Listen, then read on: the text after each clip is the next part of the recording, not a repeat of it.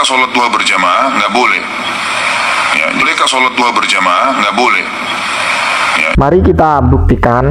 Yang pertama adalah dalam persoalan hadis ya dulu. Dalam hadis yang tertera dalam kitab Sunan Ad-Daruqutni,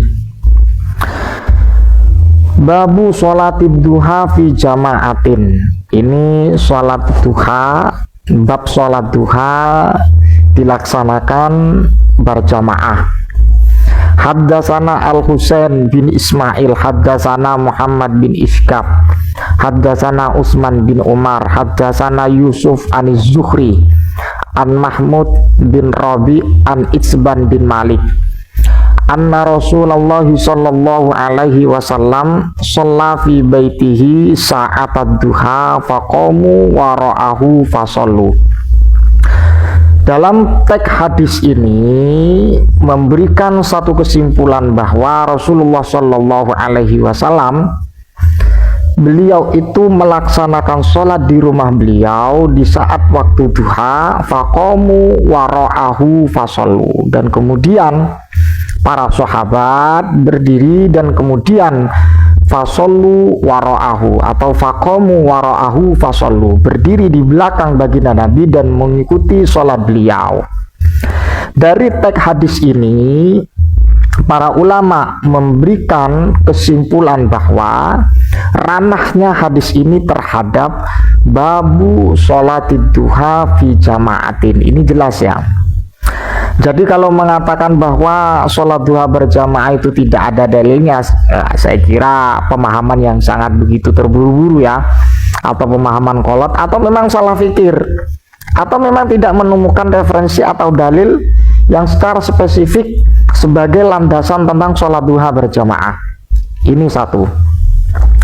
Kemudian dalam kitab Al-Majmu' karya Al-Imam An-Nawawi perlu diperhatikan, wa amma baqin nawafili kasunani ar-ratibati ma'al faraidi wadduha wan nawafili al-mutlaqati fala tusyra'u fiha al-jama'atu ayla tustahabbu.